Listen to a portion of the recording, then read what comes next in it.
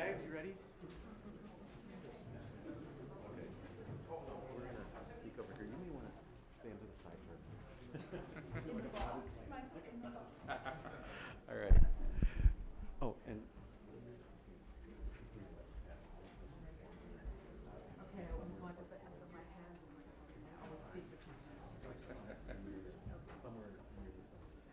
okay. Ladies and gentlemen, I'm Professor Michael Scharf, Associate Dean for Global Legal Studies and Director of the Cox Center, and this is... I'm Avi Cover. I'm Director of the Institute of Global Security Law and Policy, and we're thrilled to have you all here. So welcome. Welcome to Case Western Reserve Law School for a very special event. This event is being sponsored by our Institute for Global Security Law and Policy and our Cox International Law Center. So Avi and I are partners on that. The Institute for Global Security Law and Policy was created shortly after 9/11, and it has been doing a lot of really exciting things involving the struggle for national security and against terrorism. So today we have an incredible speaker that is going to be telling us about some things that I don't think anybody here knows much about. Let me tell you, it's stuff that has not been front page news, but it's really exciting behind the scenes things. Let me start off by saying that I've known Kim Prost, our speaker, for many years. She used to be the head of the Canadian office in their Department of Justice that does international affairs when I was back at the State Department doing law enforcement and intelligence. Later, she became a judge of the Yugoslavia Tribunal, which has been prosecuting many of the people responsible for atrocities in the conflict in the former Yugoslavia. Then, after her stint was done there, she was given a new position that had never before existed, which is the position of Ombudsperson for the UN Security Council. And what this position does, and you'll hear more about it from her, is basically as follows. The Security Council has passed some resolutions that say that if you are a member of Al-Qaeda or the Taliban, or a supporter or an affiliate, then your assets get frozen around the world, and every country has to freeze and seize your assets. And moreover, another Security Council resolution said you're not allowed to travel anywhere in the world. There's a travel ban. Well, there's a lot of people that were listed, over 375. Some of those people said, we just were caught up in this list. We didn't get due process. We're innocent. And so the Security Council decided to create this position of ombudsperson to go case by case and basically be an appeal to decide who should not have their assets frozen and be subject to this travel ban. Now, the only way the decisions of the ombudsperson can be reversed is by unanimous decision of the Security Council, something that you almost never see. So it's a huge amount of power. And what Kim Prost is going to tell us about today are some of her insights about the operation of the Security Council from her years as a judge at the Yugoslavia Tribunal and now as the ombudsperson for the Security Council. Please join me in giving a very warm case welcome to our honored guest, Kim Prost.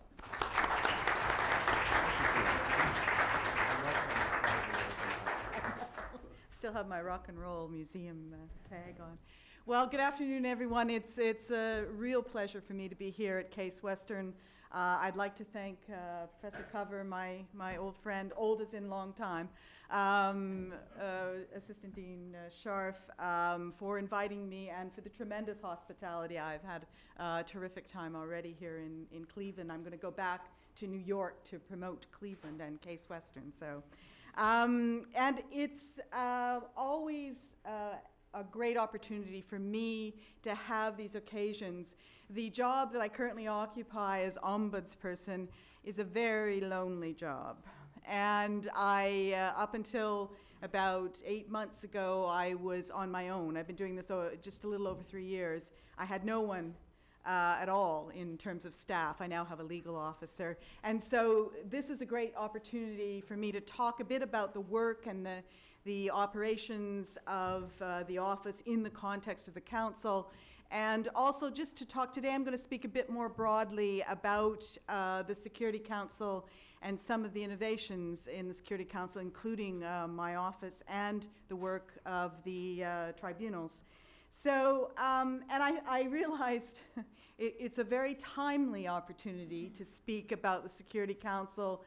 For anyone who's following international news in the press these days, there's been a lot said about the Council, a lot not particularly positive necessarily. And I think in times of difficulty for the Council, it is important to reflect not just on the challenges, and there are many for this highly political body, but also to reflect on some of the innovations and successes of the Security Council, which is what I want to try and do today, because it is an important body within the United Nations, and I don't think we can ever lose sight that this was a mechanism born of two catastrophic world wars and of a time period when the world was very much in tatters. And so I think it is important to bring that perspective, and especially for the young people who are here today, because we can't lose sight of the role that the Council plays in a positive sense. So I'm going to speak a little bit about the two areas that I think represent some of the innovations and important innovations of the Council, and I'll tell you a bit about the world of Al-Qaeda and the Ombudsperson. Now, the Security Council, as you all know, is the body of the United Nations, which under the Charter has the primary responsibility for dealing with threats to international peace and security. It's to identify and respond to those threats, and has a full range of powers, from the ability for pacific activity for settlement, through the imposition of economic sanctions and general sanctions, which is something I will speak about, to military intervention. And since almost its inception, the Council has used its powers, both those accorded explicitly and in innovative ways. In 1948, and it's something that all Canadians always speak to about the Council, they used the concept of the military powers to send observer missions to the Middle East and to Pakistan, which were the beginnings of the peacekeeping role that the UN still plays to this day all over the world.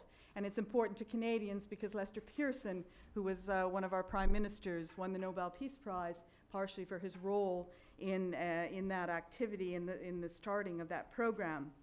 By the 1950s, the Security Council had already invoked its military power with the intervention into the Korean crisis, which took place at that time.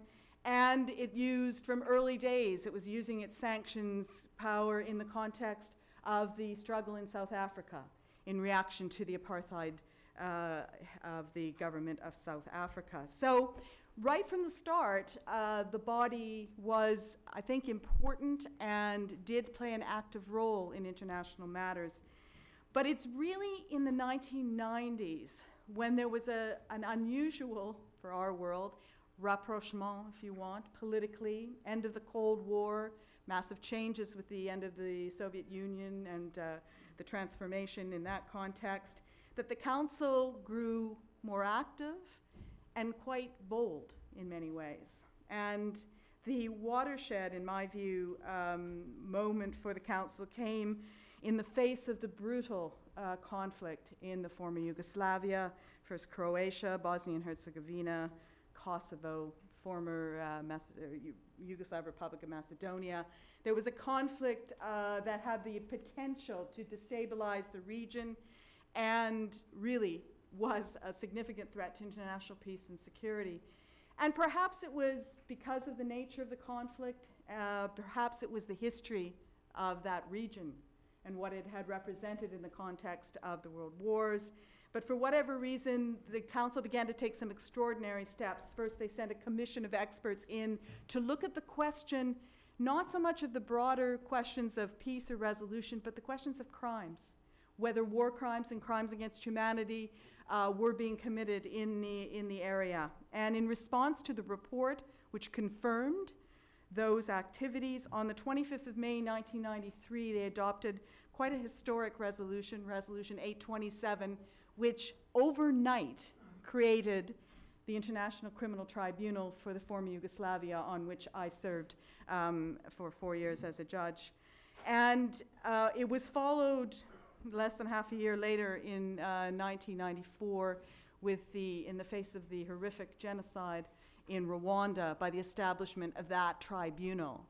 And the important thing to recognize here, and especially for young people who I speak to about this, the tribunals have been in existence for quite a while, so to some degree people accept them as part of the landscape. But this was an extraordinary step by the Security Council, particularly given that nothing in the Charter, nothing in Chapter 7 talks about establishing a court. And what the Council did was something that they tried to do at the time of the Charter, create a international criminal body, and they were unsuccessful in doing it. Overnight, it suddenly appears. Now, the ramifications for international humanitarian law, international criminal law, have been mammoth. I don't think anyone, even the staunchest critics, and there are many, of the work of the tribunals cannot detract from the fact that the tribunals have contributed an enormous amount of case law. These were the first tribunals post-Nuremberg, post-Tokyo, to deal with individual accountability for crimes of the gravest nature. And we have that body of case law due to the action of the Council in creating the two tribunals. Also important contributions to peace in those regions and to justice. And most significantly, one of the main impetuses, we had a window in the world when forces came together and allowed for the negotiation of the Rome Statute for the International Criminal Court. And in no small measure, we have today an International Criminal Court because of the steps taken to create those two tribunals and what they showed the world about the possibilities of individual accountability in this context. Now, you will hear lots of discussion. It's not the best time for international criminal justice today. You'll hear lots of critiques of the International Criminal Court. But at the end of the day, I'm the staunch believer who says the world is a much better place with a possibility of justice, with the possibilities that the International Criminal Court presents than without it. So that body of activity started by the Council's actions, I think, is one of the last century's and into this century's most important steps forward in terms of international humanitarian and criminal law. And it's also interesting, people forget the implications in terms of the Security Council. This was a pretty dramatic step that they took. The Tadic court dealt with the question of whether the Council had the ability or the jurisdiction to take the action that they did. It's not surprising that the judges of the tribunal found that they were properly constituted, but it's still an important decision that reflected that the Council could take these kinds of innovative actions and successfully do so. And it was also a change in how the Council and the Security Council was interacting with states. At the time, as Michael mentioned, I was head of Canada's International Assistance Group. And I woke up one morning to find that the Security Council had just said, in a binding way, that every country had to be able to cooperate with this tribunal. This wasn't just about setting up a tribunal. Countries had to be able to turn people over and had to be able to turn evidence over. Well, I tell you, I had a few nightmares about that issue because the legislation in Canada certainly permitted me to arrange for extradition to another state and arrange for the sharing of evidence with another state, but there was no capacity to compel someone to go to the tribunal or to compel evidence. And I must say that the Canadian efforts to change legislation, which every country had to undertake, took much longer than I was very comfortable with. They enacted the legislation about 2 months after I left. I don't take that personally, but still. But it gives you a sense that this was the Security Council, in essence, starting to mold domestic law in a way and mold international cooperation in a way. They did something similar only once since, in my view, and that was in 2001, after the tragic events of 9/11 with Resolution 1373 on counterterrorism, where the first paragraph of that resolution requires all states to have a terrorist financing offense. That was a remarkable action by the Security Council, again directly implicating domestic law at that time in response to the threat of counterterrorism. So I cite those as examples of what I think are sort of positive driving steps by the Council, changing a bit the way the Council interacts with states, and certainly creating an important step forward in international criminal and international humanitarian law. But at the same time, I'll move into the world that I now occupy. At the same time, it was business as usual for the Council in terms of its traditional powers of considering international threats and imposing various forms of sanctions in various forms of measures.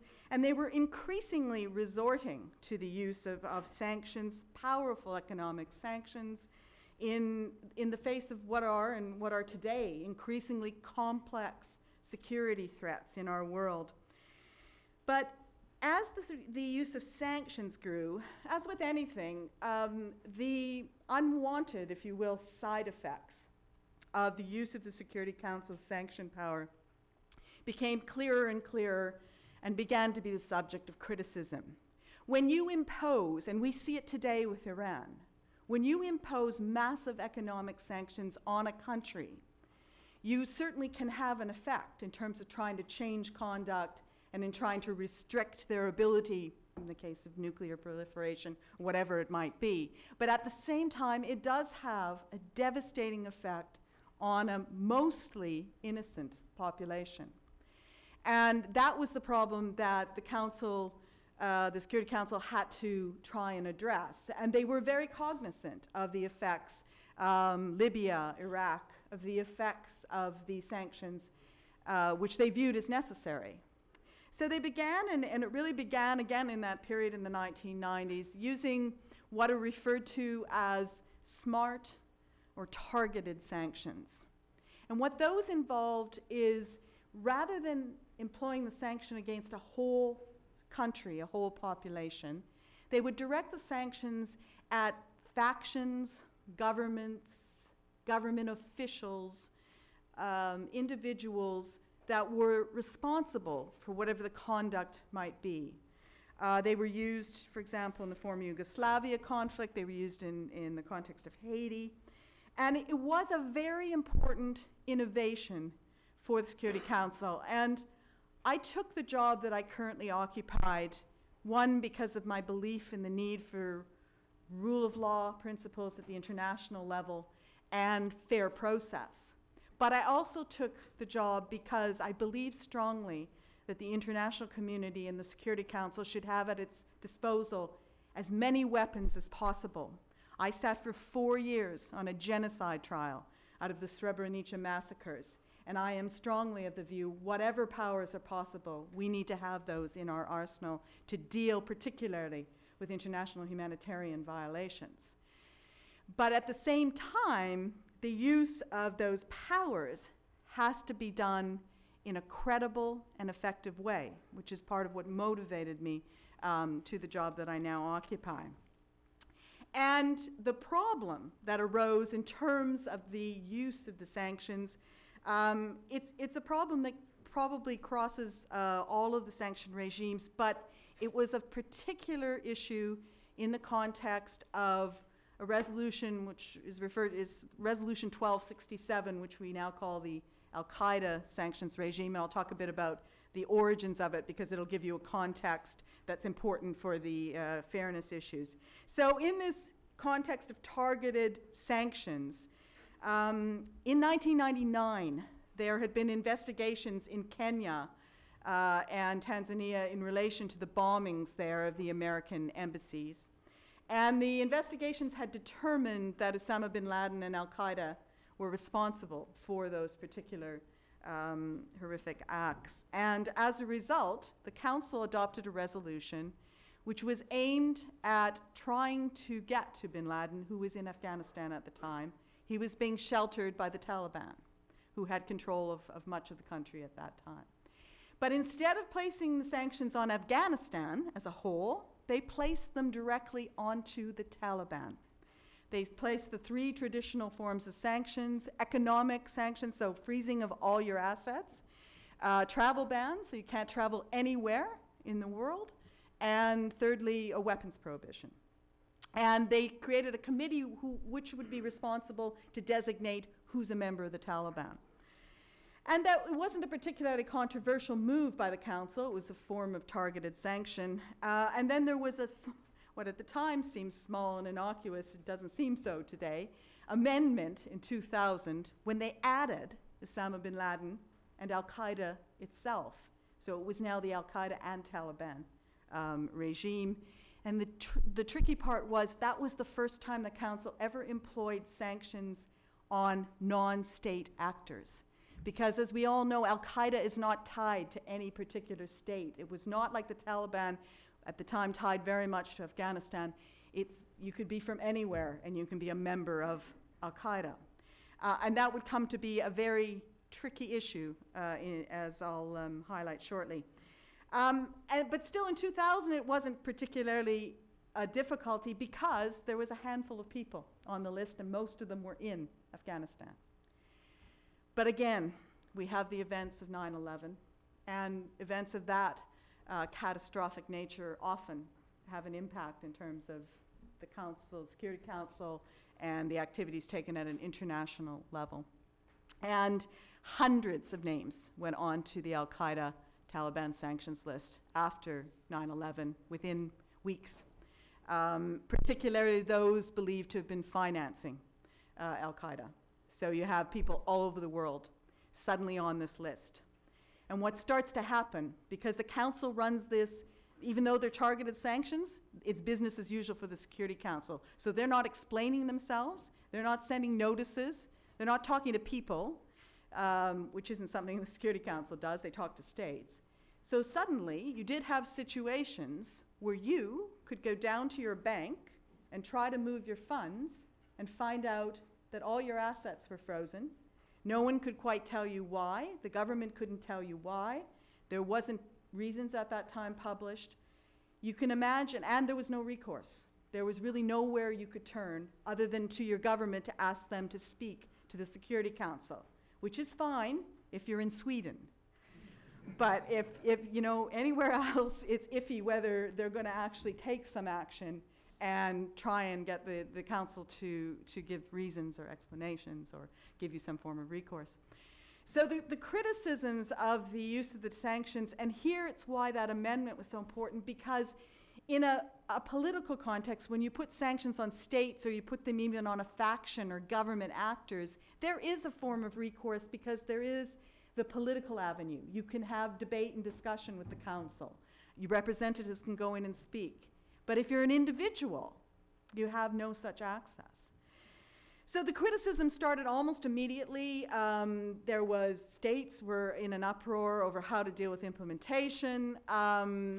Academics began to take up the cause of, you know, you can't have this complete void of transparency, lack of transparency, lack of fair process. And the Security Council did react to that. Over a period of time, they took some measures. Today, if you Google the 1267 al-Qaeda regime, you'll see a listing of all the individuals who are sanctioned and what we call the narrative summary of reasons for those sanctions.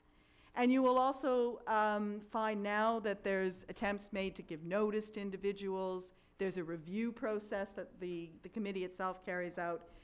But still, and they created a focal point as well, someone you could write to, but she's a lovely person. I don't like to refer to her as a mailbox, but she's responsible simply to take communications and pass them to the committee. So in the sort of tipping point for all of this, because the view was this was still not enough, there began to be court challenges. There was a case in Canada involving a man named Mr. Abdul Razik who got stuck in Sudan. The Canadians wouldn't bring him back because he was on the list, even though he was a Canadian, so he's living in the embassy in Sudan. He sues. And then there was a man named Yassin Qadi, who's a Saudi millionaire, who was put on the list in 2001, and he began a case in the European Court of Justice. And in 2008, to everyone's surprise, I would say, in terms of traditional international law, the European Court of Justice found that even though there is Article 103 of the Charter of the United Nations, which says that the Security Council and Chapter 7 decisions trump, and that the the UN trumps. They found that Mr. Qaida was being subjected to these measures through a European Union regulation, and it didn't matter that it came from the Security Council. There was no recourse, there was no fair process, and they struck it down, which meant that 27 countries of the European Union could no longer implement the Security Council's resolution. That got attention, to say the least. And I'm where I am in New York, because the Office of the Ombudsperson was created in December 2009, not because of the Qaida decision, because of the need for fair process and the recognition of that need, but the court decisions were clearly a factor, a motivating factor, if you will. So what does this office do? Well, I take applications from individuals. They can come directly to me. If you are on the list, you can come directly to me. Most of the applications I receive come in by email. Sometimes people phone me and we help them put together an email. They don't need lawyers. About half of the applications so far have had lawyers because my role is as an ombudsperson. I take the case, and if I'm satisfied, all they have to do is explain to me why they shouldn't be on the list. So they have to address the reasons that are out there for why they are on the list. And then I start a process whereby I gather all the information about the case. I send out letters to states. I look online. I go to organizations sometimes. And it's interesting, I get very good cooperation. I mean, I used to have a subpoena power, and I miss my subpoena power. But I must say the combination of being created by a Security Council resolution and being very, very annoying gets pretty good responses, because they know if they don't answer me, I'll phone them and then I'll come and visit. And so I do get responses. But the real challenge, as you can imagine, in the information gathering is that many of these listings are premised on intelligence information. And that means the information that they're prepared to share, many countries are prepared to share, is very vague. And it's certainly not necessarily sufficient to be maintaining a listing of this nature. And so one of the big challenges, it still remains a challenge, is trying to get access to that confidential information. I now have about 12 agreements, including with countries like the United Kingdom, France, Germany, but there's one big one missing, and I bet you can guess which one it is. So we're still working on that.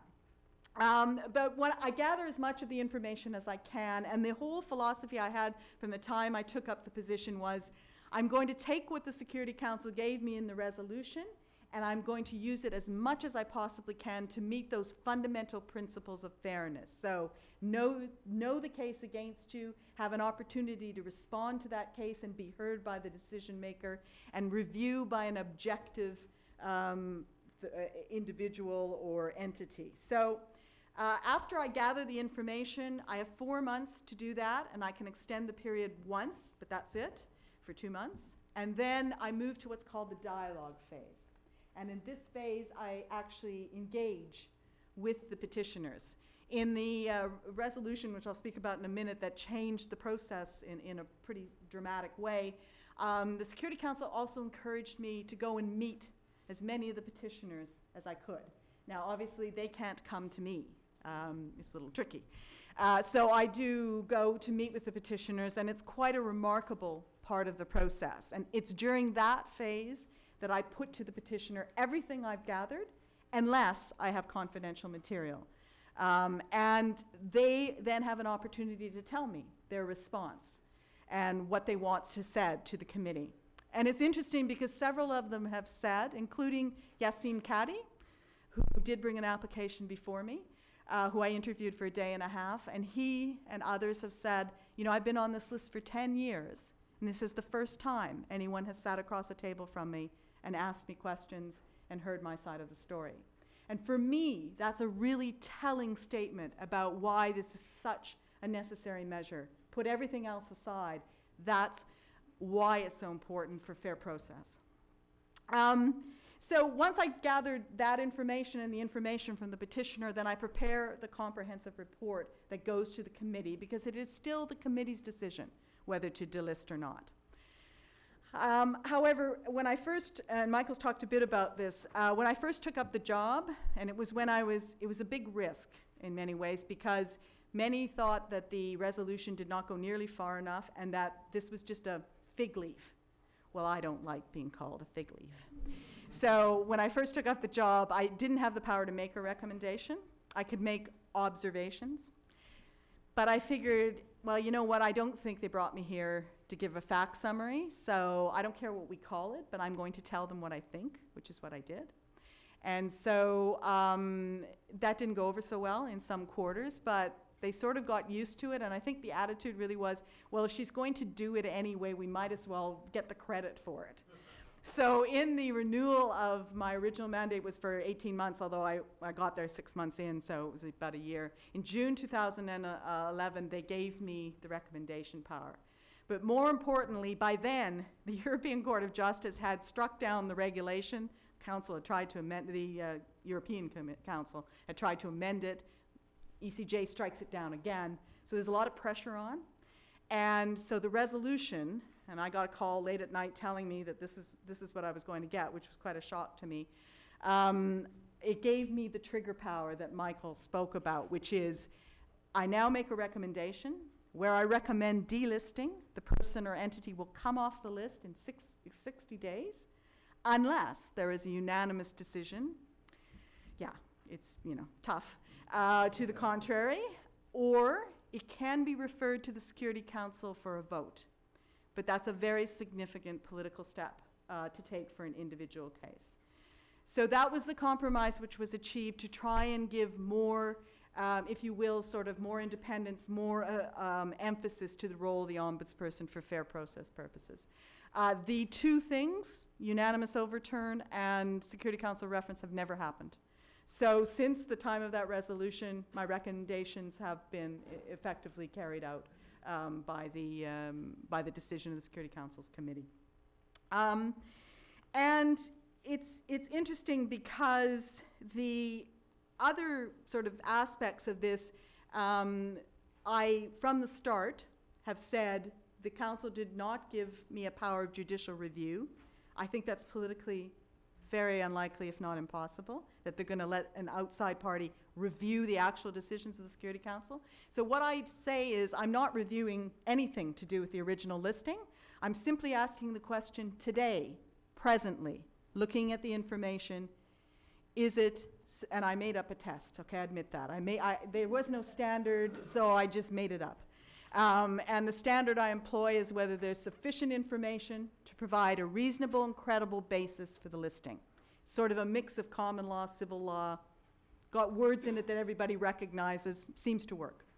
So that's the test I use, and that present day assessment is now in the resolution because it's of some comfort that this isn't a review of the Council, it's an independent de novo assessment of the information. The other important thing is that I made it very clear that I will do these assessments solely on the information that I gather.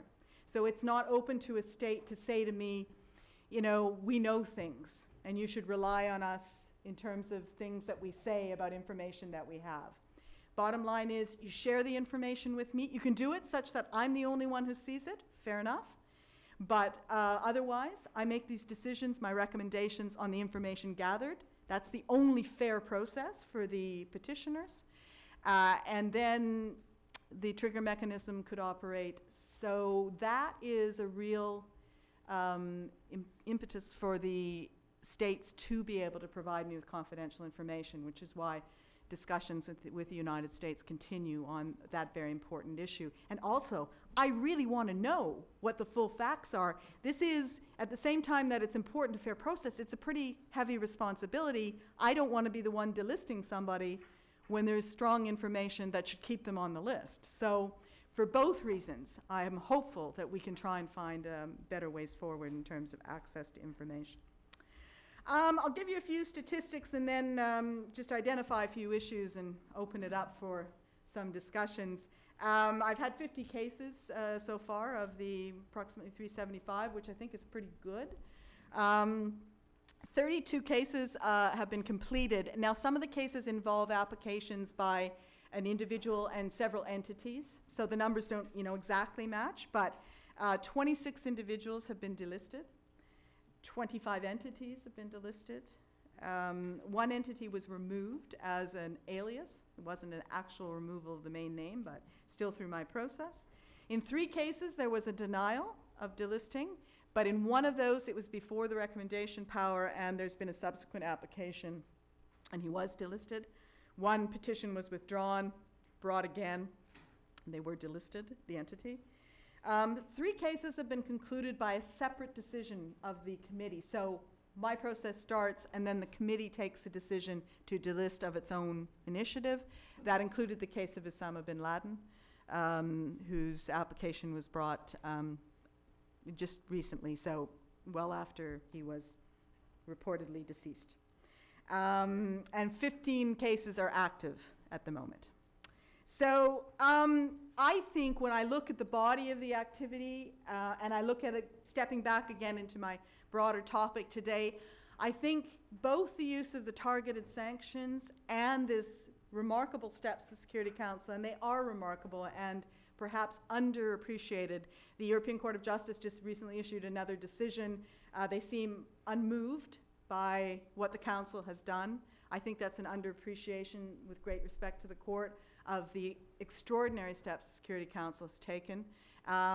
They make no mention of the work of the Office of the Ombudsperson, and I think, putting aside whether you think ultimately it's sufficient, that there should be recognition that it has brought a level of fair process. I've been satisfied in each of the cases on a practical level that the individuals have had a fair process in line with those principles I described. But the court, at least the European Court of Justice, is not yet convinced and considers they have to review the underlying information, although what they suggest in terms of how they will access confidential material, I think we'll have to see how that works out in practice. The Special Rapporteur of Terrorism and Human Rights wrote a report on the office last year, was pretty positive in many respects, but was of the view, because there is still the potential of a Security Council override, it's not enough. I respect Ben Emerson. He's a terrific human rights lawyer. I respect his position. I don't necessarily, I don't necessarily agree that that has to be the test, but I certainly understand those concerns. So there's still issues about whether this is sufficient, but I do think that when I look back to 2010, and I look at those 50 applications and those 32 completed cases, I think it's remarkable progress in the terms of rule of law, credibility of the regime. I'm going to stop there on the role of the Ombudsperson.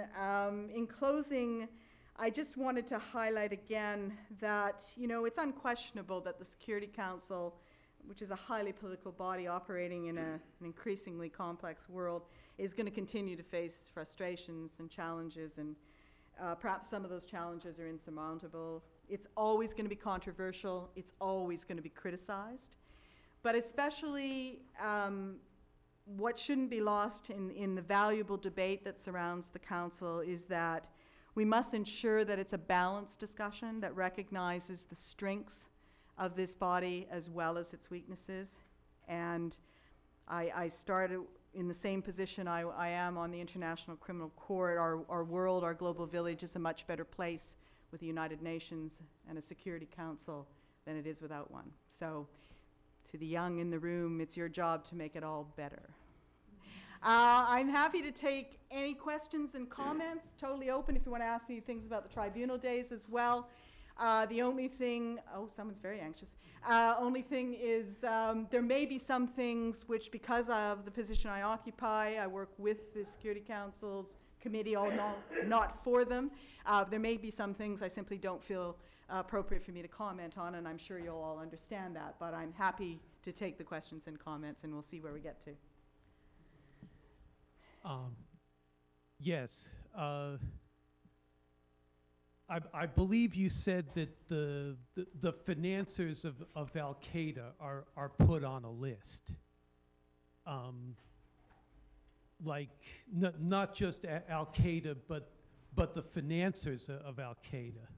So is there at least one nation on the Security Council that is financing Al-Qaeda in the bloody civil war in Syria? And if so, should the persons responsible for this be put on a list? Well, I'll comment on the first part of your question. The criteria for listing that has been set by the Security Council is association to Al-Qaeda, and it is defined as any form of support, in essence. So participating, preparing, financing, all of those activities are part of the definition. It's not dissimilar from what you would know in United States law as the material support provisions. So yes, individuals stated to have been involved in financing Al-Qaeda or entities were placed on the list, and some of the narrative summaries still talk about that as being the basis for the listing of some individuals and entities.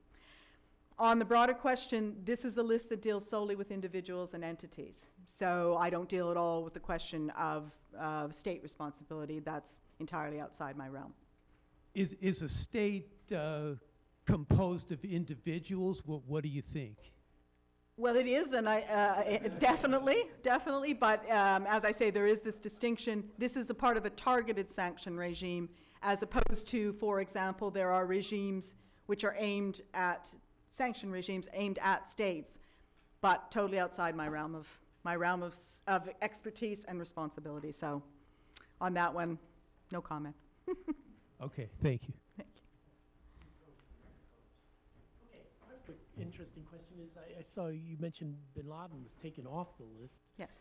Did someone apply to have him taken off? And I'd be curious why anyone would care if he's off the list. I mean, after all, he can't go anywhere. He swims with the fishes. Yeah. You know? But his money might matter. He was removed by virtue of a decision of the committee, and it's an issue. There has been an issue about, and the committee carries out a review of individuals who are listed who are said to be deceased. Because this is not an asset regime. It involves the use of a sanction measure of freezing assets, but it's an individual or entity-based regime. So you have to be, supporting Al-Qaeda to be on this list, and those who are deceased obviously no longer meet, in essence, the criteria. But there is great concern, and there certainly was in the case of bin Laden, which is, why it took some time before he was removed by the committee, because of the asset issue. And so they had to be satisfied. The Security Council added a section to the resolution which specifically said states must ensure and report on what are done with any assets being unfrozen as a result of his delisting. So that was an extra caution in his case. I think totally understandable given he was at one point part of the criteria for listing.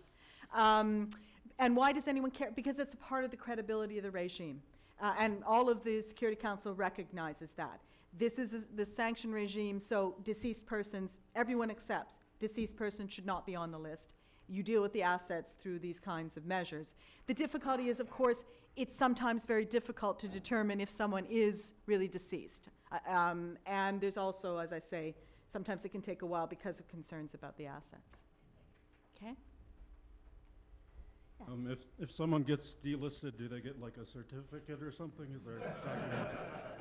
No, it's actually a really good question, because one of the issues, and I report twice a year to the Security Council. I don't report in the sense of, waiting for them to say yay or nay on my activities, but I write reports on my activities, and one of the things I've talked about is that there is a problem in terms of follow-up and implementation of the decisions. So I've certainly had, and I've written about this in my reports, several petitioners who've come back to me and said, listen, I know I was delisted because you told me so, and I have a letter, but I go, I try to enter country X, and I'm told I can't enter because of the Security Council listing, or I can't get the bank to release my funds.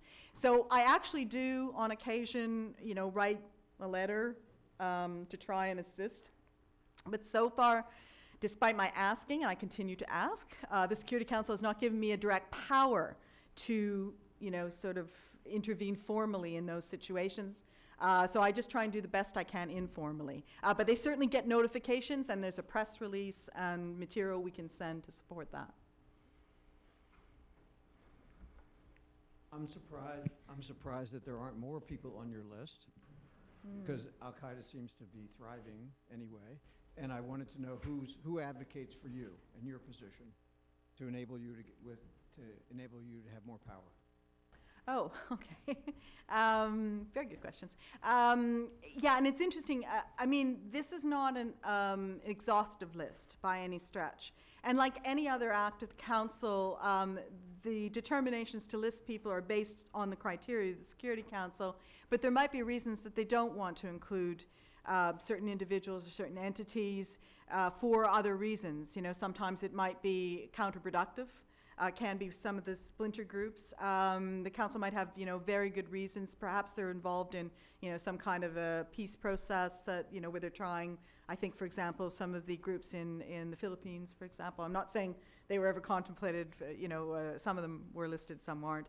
But I'm just, as an example, you know, sort of those kinds of scenarios can arise. So, and it's obviously quite a small list if you compare it to, for example, and there's sometimes confusion on this, the United States famous no-fly list has something, I mean, it has thousands of names, but it's a very, very different kind of list. And it's also, and this is one of the issues I have, the criteria for listing by the Security Council, the one which I must examine solely, is association to al-Qaeda. It's not terrorism. And that's a big, big difference, because many of the domestic lists are about those who support terrorism writ large, which is a huge different question. So sometimes, you know, I might have cases where they might be involved in criminal activity, or they might be involved in, even in terrorist activity, but the issue I have to address, and that's what the rule of law, of course, is all about, is are they associated to al-Qaeda? And who advocates for me? There is well, obviously there is still a great body of NGOs, academics who are very interested in the question of fair process and the sanction regimes. There is what's called the like-minded group of states who have been extraordinarily influential in this area. Usual suspects, I like to say, the Scandinavian countries. They're actually formally known. It's not secret in any way. Germany, Costa Rica. I hope I don't forget anyone. If I do, I'll add it to the editing. But they do a tremendous amount of advocacy work. They do, obviously, political diplomacy work. They were instrumental, those group of countries, in the creation of the Office of the Ombudsperson. The name came from the Scandinavians, because it's originally ombudspersons are, well, it's ombudsman originally is I believe a Danish concept. So there are, you know, many advocates. And I certainly advocate for myself. I have to be very careful. It's not for me to advocate on things like, should this regime be extended to other sanction regimes? That's a matter for states. You know, there's certain broad questions. But on things like, you know, where do I see weaknesses in the process? Where do I see unfairness in the process? Those points, the follow-up point, for example, those issues I write to the council, I speak about, and I feel that's within my purview. For example, one of the things when I first took up the job, the designating state.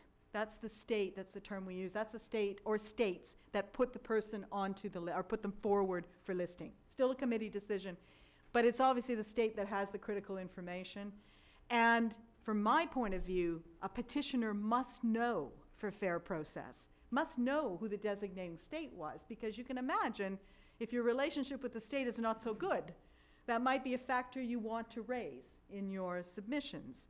But that information was not available. It's still not available, but I wrote about it repeatedly. The special rapporteur spoke about it, and in the last resolution, they've reversed the onus. So now, unless a state specifically objects to having their name released, and very few have, then I'm able to release that information. So that's just an example, you know. It's, again, by being annoying, and just, you know, and you know, we write about it over and over again, you speak about it, they get tired, eventually you make some progress. So there's a fair bit of advocacy, which I think is a really good thing. Please approach the microphone.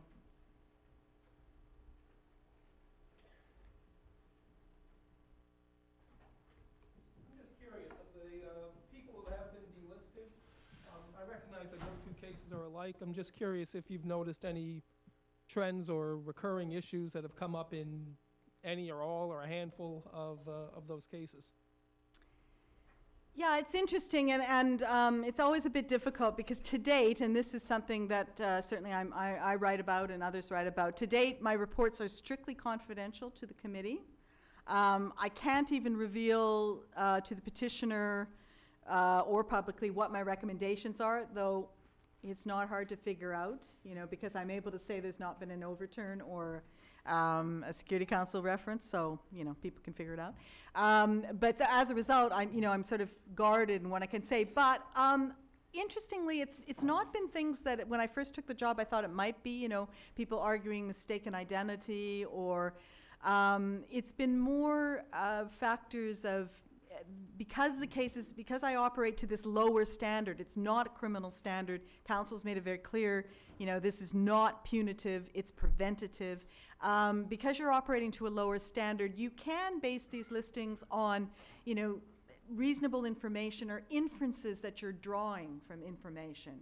And I've had several cases where what became an issue was whether those inferences were correct. And because I take the approach of saying, I'm looking at all the information now, critically important, it includes things the petitioner brings forward. So I have had several cases the petitioner says, yeah, okay, I can see why that would look pretty suspicious and you know, might even reach the threshold, but here's what the story was, and sometimes they can produce documentation. So there's been more of that than I expected, but I think that's an interesting point. I think it's okay in a preventative measure and a measure that's meant to change conduct to rely on a lower standard and those inferences that you draw, like you do with a search warrant application in my old prosecutor days.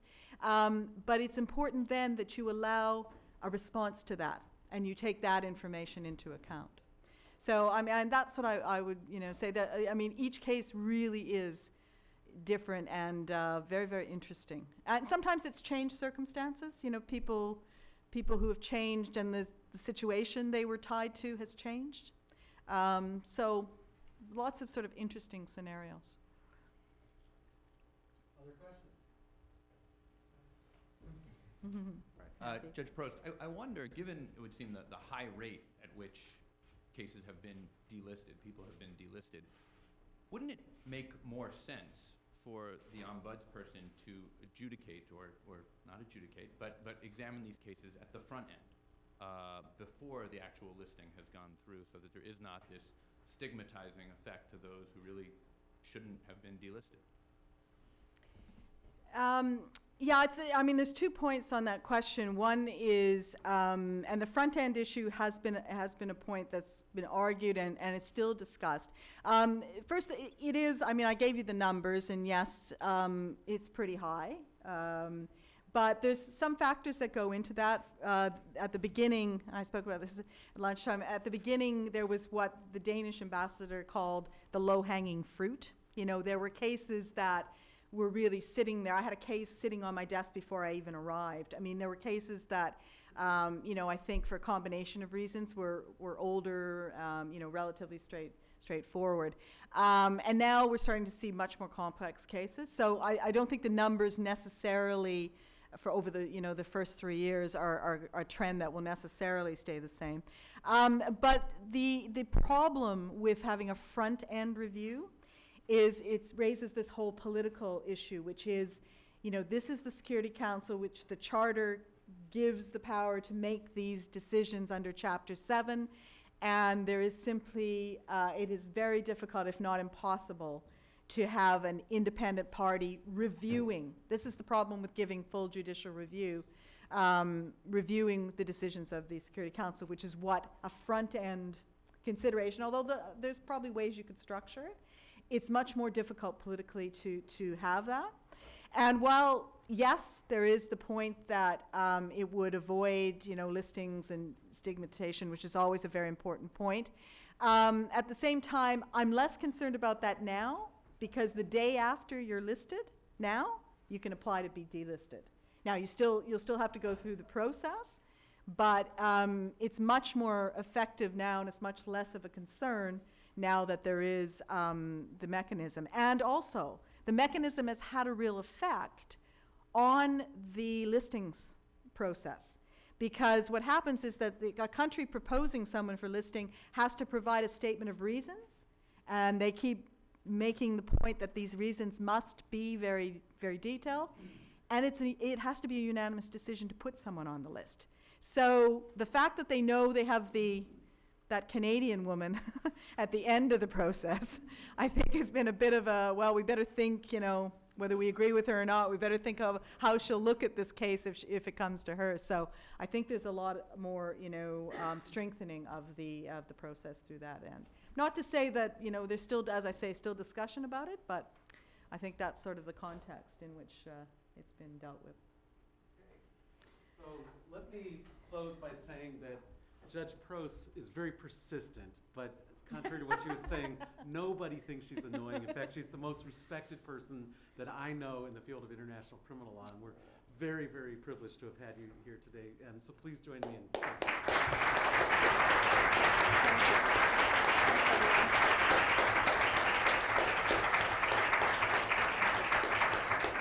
I have 4 quick announcements, and then I will ask you guys to join us for a reception where the judge will mingle with you and answer your questions one-on-one and talk with the students and the alumni.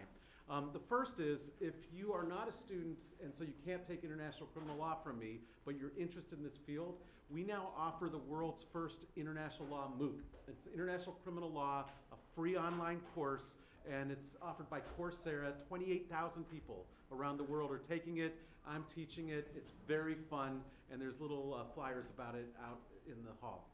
Secondly, if you are interested in this area, on Tuesday at lunchtime, we are going to have General Mark Martin, who is the chief prosecutor of the Al-Qaeda military commissions for the United States, coming to do a presentation. 60 Minutes is going to be here to televise it.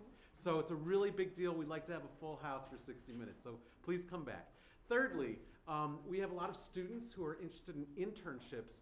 Next Thursday, we're going to have a special panel with all the students that have internships for the last 2 years to tell you about them.